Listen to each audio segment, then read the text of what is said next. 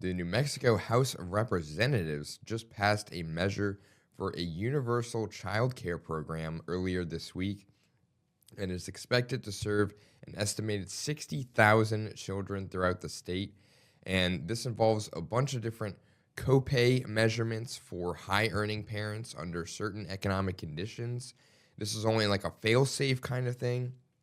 And this includes higher inflation, unexpected enrollment, or a decline in oil prices. And if this goes to and it passes through the Senate, New Mexico would be the first state in the country to have universal child care for statewide, which is really, really awesome.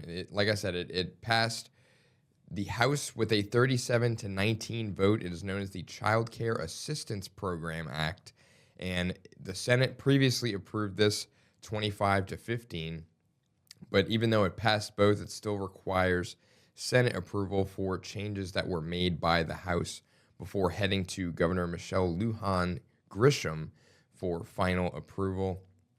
And according to her, she said that every child deserves a strong start regardless of your zip code or your income status. And they're prioritizing children in need who come from low-income families or suffer from disabilities. So that is all being taken care of, hopefully.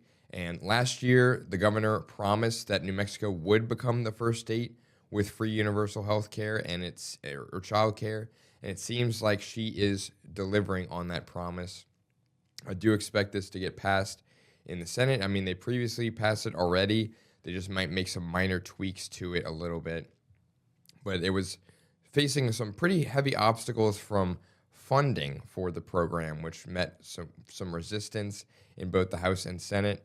But the state, if passed, it would get access to up to $700 million of an $11 billion early childhood education and care trust fund. And this is to pay for the program over the next 5 years, which is really, really awesome.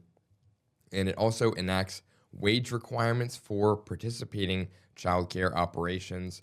And it also requires referrals for kids at risk of developmental delays and disabilities to support programs. And according to House sponsor Doreen Gallegos, she said that this bill creates predictability for families, providers, and the state, and it also enables long-term planning, enhanced child care quality, and it will improve the development of participating children. And like I said before, the copays that are there for a fail-safe, they're pretty unlikely, and they would require a 90-day notice to families if they are enacted. And there are also a lot of different safeguards that are being implemented that require annual reporting. And this can include employee pay, any debt that the organizations may owe, and the business structure of the schools or any other organizations.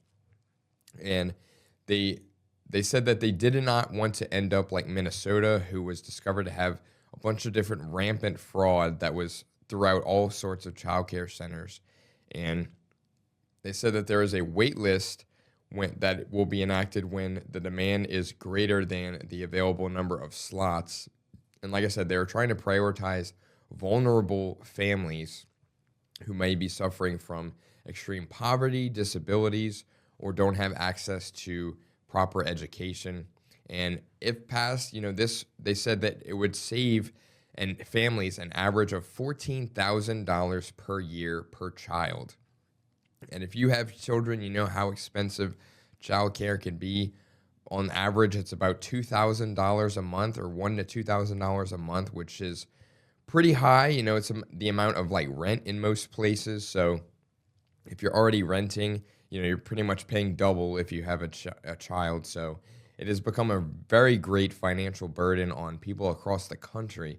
So if New Mexico was able to pass this and it actually worked effectively, this would be huge for the country as a whole and giving children better opportunities. Because if you're, like the governor said, if you're trying to give them a strong start in life, this is definitely the way to do it, because it allows parents to save that money and put it elsewhere and put it into and reinvest in their children and their future. So really, really hoping that this ends up going well.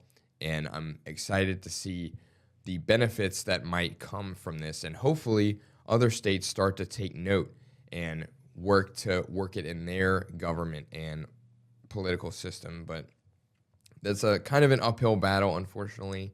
So we'll see if that ends up coming to pass anywhere else in the country.